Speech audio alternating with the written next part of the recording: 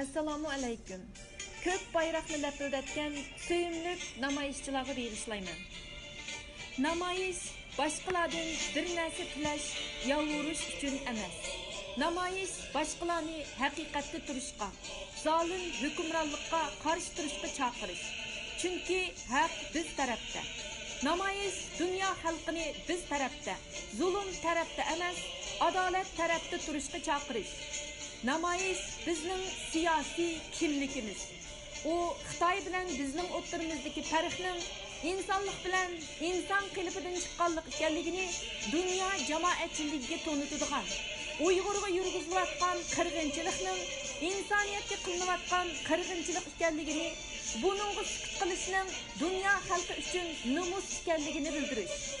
O bizni bilmaydigan va yoki dushmanimiz tarafda turayotganlarga o'zimizni anglatib, do'stlarimizni ko'paytiradigan yaxshi fursat.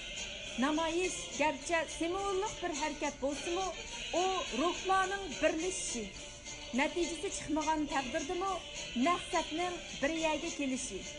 Suyimli ko'k bayroq ostida uyushib, maqsadlarni birlashtirgan kuchning vujudga chiqishi.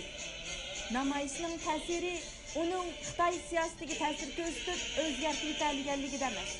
Uning bu millatni, bu ummatni siyosiy jihatdan aktiv tutganligida ko'riladi.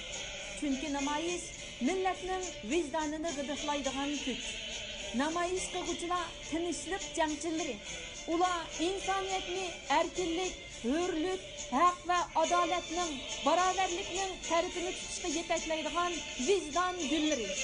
Biz yuragimizni yulib elib, mash'al qilib, bu dunyoning qorong'u taraflarini yoritib berish uchun namoyish qilyapmiz. Namoyish vatan sevgisi, namoyish millat sevgisi. Allah namoyishchilarning hurlik duolarini qabul qilsin. Yashab ketsin namoyishchilar.